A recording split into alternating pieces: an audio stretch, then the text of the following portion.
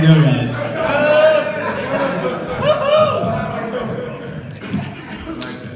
Like father, like son. Stand up, dude. Stand up. That'll work. So like Donovan, I was asked to share. I was like, oh, I don't really want to, but I will. Especially on the subject of father to son, you know. I don't have a good father story. I have, like a lot of us here, a not so good father story. And I grew up in church. I was born and raised in Pentecostal church, and I really met the Lord on a retreat, like similar to the one like this, 16 years old. All those stories that I heard about in Pentecostal church, they were all stories to me, and then 16 years old, it became a textbook. Oh wow, this is history, this is real. And then I became the head of the household in terms of, I became dad at home. My whole family joked about the fact that my parents were my children. So it's like a weird, even to this day, a weird dynamic between my father and I, where, I treat him like my child, and the Lord is dealing with me. And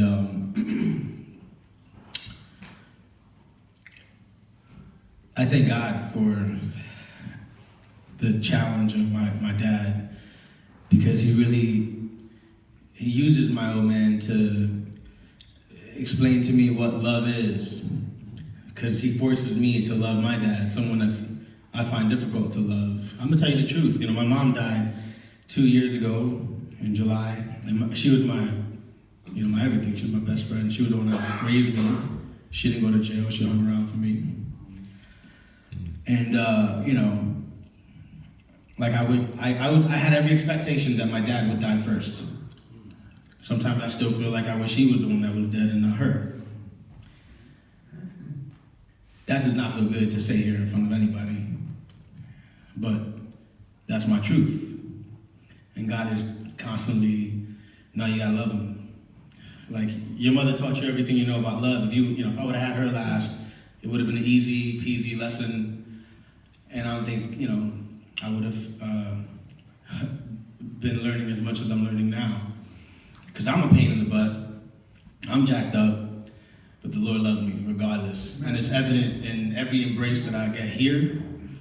It's evident in, the job I have, that I'm just blessed. God has done things in my life that I could be stupid and ignore and pretend I don't see it, but I know that, he's had his hand over me, even though I've been dealt very difficult cards.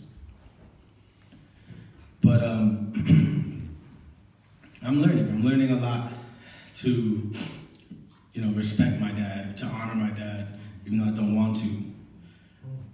I'm learning that I need to. I'm learning that nobody in this room is perfect. Like, nobody has it all figured out. And my father's included in that. I'm included in that. And,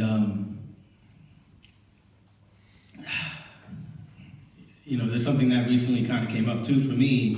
I was talking to, one of my roommates last night, and, it didn't dawn on me that I could be a father today, that I could be in this room with everybody.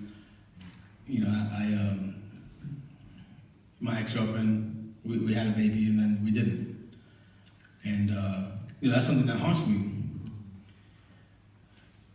I'm learning a lot more about God's grace than I've ever learned in my life, to take all those things that haunt me and to understand truly that I'm free from all that. I'm not that person that made that decision or that supported that decision and that mourns that decision. That's not who I am. I'm a new man in Christ. The guy that hates his dad, the guy that wishes his father was in the grave, that's not me. I'm a new creation in Christ. So I'm every day exploring the depths of that new creation.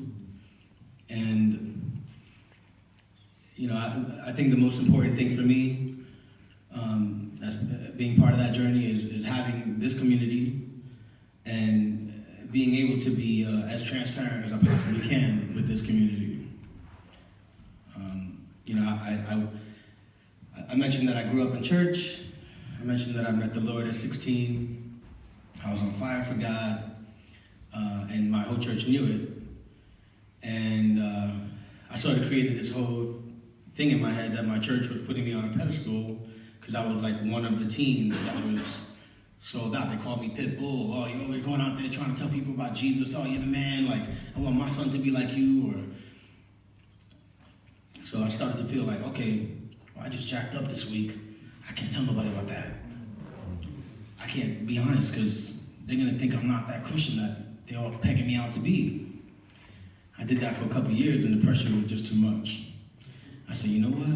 I'm going to just go be jacked up. And I'm not going to have to worry about telling nobody nothing. I'm not going to come to church no more. I'm going to just do my own thing. I'm going to go smoke weed and get drunk and have all these relationships and one-night stands and all this stupid stuff. And I don't got to worry about it. I don't got to tell the pastor nothing. I'm gone. And I lived that life for a long time. And, you know, God uses difficult things sometimes to wake you up. My mom dying woke me up, brought me back. And, you know, I have to be honest and I have to say that I'm grateful for all those hardships because, again, I am where I am today because of them. They formed me. So I ask all of you to keep me in your prayers and always encourage me, always check me, ask me how my father's doing. I don't really want to answer that question sometimes, and I'll tell you that. But I need that. I need that to be kept in check. Yeah. You know, otherwise I'll just do my own thing, and that's not what I want. So I don't think I got anything else. I think, who's next?